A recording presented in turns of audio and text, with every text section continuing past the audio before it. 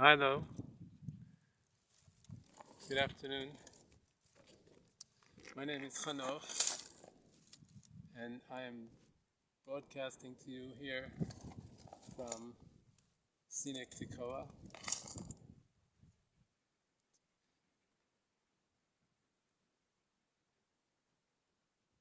Yesterday was Yom Kippur, and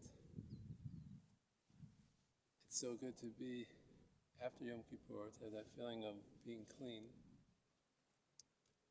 What does it mean to be clean? It means that we're able to go on despite the mistakes we've made in life. We're able to start anew, not letting those things in the past hold us back unnecessarily.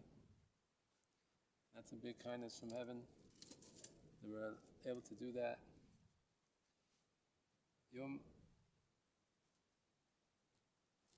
The day of Rosh Hashanah is called Yom HaZikaron. In our prayers, the day of remembrance. The day of remembrance, and it's brought down somewhere that Yom Kippur, although we don't call it this in our prayers, is really the Yom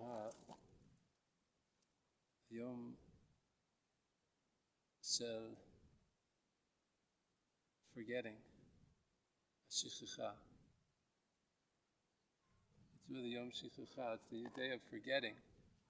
Why forgetting? Because forgetting is also a big blessing. After you've dealt with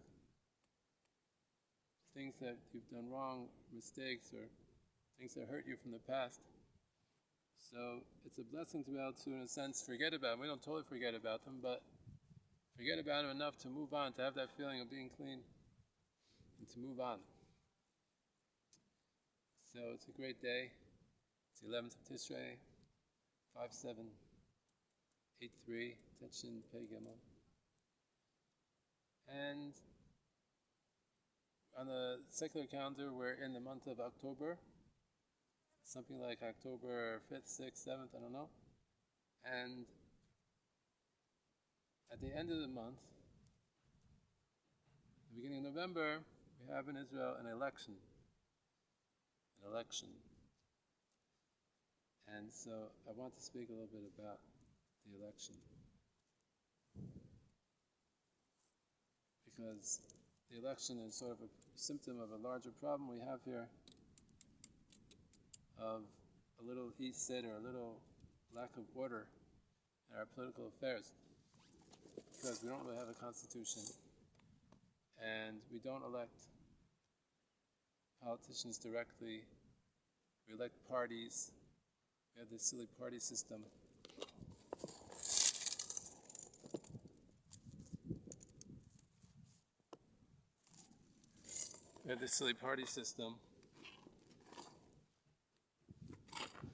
And the party system is a little silly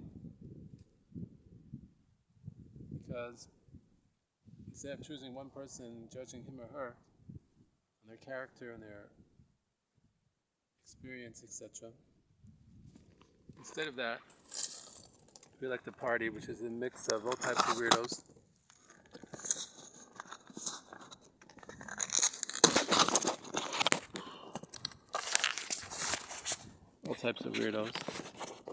And then we don't really know who's doing what.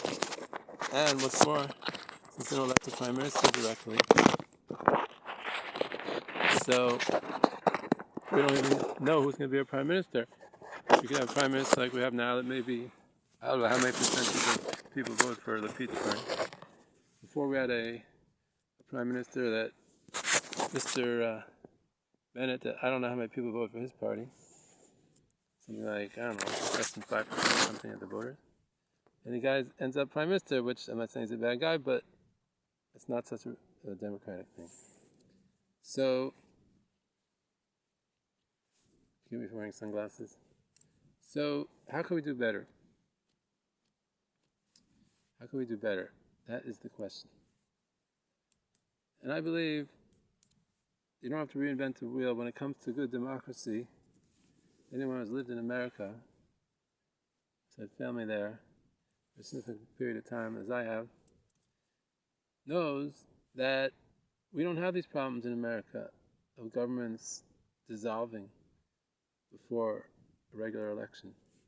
We don't have these problems of, oh, who's going to be prime minister? You have an election, and then you have a government. And then the government stays the government till the next election. And then, in the next election, you say, hey, how did these people do? How did my local representative do, my member of Congress? How did my senator do, who's elected every 6 years? Member of Congress every 2 years. There's bicameral, two-house legislature in America, as is known. And the president, the executive, you every 4 years you vote for him or her, and then you say, well, how'd they do? And you can judge how they did because they actually have the power to appoint their own friends and choices of appointees to their positions for all the secretaries of the government. Secretary of Defense, Secretary of the Treasury, Secretary of Urban Housing and Development. So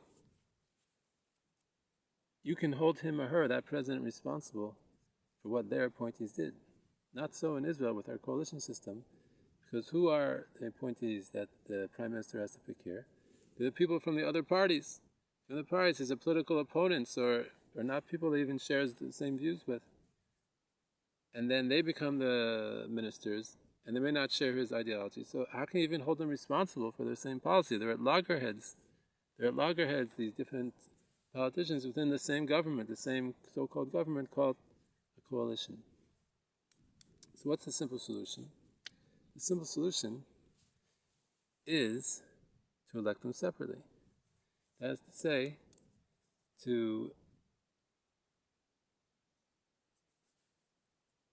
when a voter goes to vote, he should choose two people. He should choose a local representative, someone in his natural area, his neighborhood, his town, his region.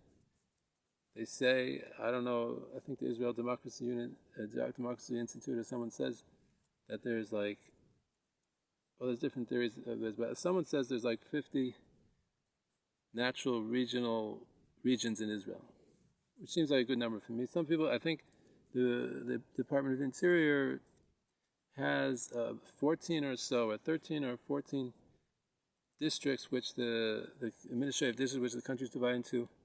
Let's say 50. 50 is a good number. Let's say you choose 50 natural regions. And so you vote for someone from that region, your region. It's a small country vote. In any case, it's the size of New Jersey. Anyone knows the size of New Jersey. And you vote for someone, a local guy or girl. And then you vote for someone else for prime minister. You put two little things in. So my friends, this is my recommendation to you. If you happen to have the privilege of living in Israel today and being a citizen, and you want to make a change for the better, I suggest this simple thing. When you go to vote, forget about all those crazy pieces of paper they give you to vote there, with the names of the 31 lunatic parties that they have there. Simply take two pieces of paper and write the name of someone you believe should be prime minister and someone you believe should be a local representative. Ideally, to expand this, you should actually tell people in your region that you or someone else, get people together and say, hey, let's have debates about, let's have people run. You and your friends could run, and then everyone could choose who they want. Have debates, really improve the political culture. So we have almost no political culture here in Israel now. We have almost no debates of any kind, on any level. Why should they? Because they use taxpayer money to pay for ads. They're afraid to debate. Even Mr. Netanyahu, an intelligent person, is afraid to debate. He doesn't like to debate. The last time he debated anyone was 1998, and he didn't do so well. Against Yitzhak Mordechai, it was not even someone really so hard to debate. But really have real debates about the issues, not ads paid for by our tax money. Have real debates, and if enough people do this, then it'll change. It will change eventually. It can't go on like it is, in my opinion. It could, and we can go on and do a lot of stupid things for a long time. But we don't want to do it too stupidly for too long. So it's Kedai Lanu to start now. It's not a waste to vote. It's not a waste to vote. It is a bit of a protest vote, but it's a protest that will become the solution, become the cure. So think of yourself as a leader. As a leader, you are trying to be, as we say in Rosh Hashanah, the Rosh and not the tail. The Rosh is what's thinking about how to go forward. The tail is just always following behind. So be the Rosh, not the tail. Put in 2 slips. 2 slips when you vote on November 1st, if you vote. You don't have to vote. You just not vote too. I haven't voted in a number of the last elections because it's ridiculous. How many elections can I vote in? I don't really want to vote in more than one election every 4 years. So if and when you vote, I suggest you put in 2 slips, one for Prime Minister, one for your local representative. Tell your friends, and together we will make a better system for the Israeli electoral process. Bye-bye.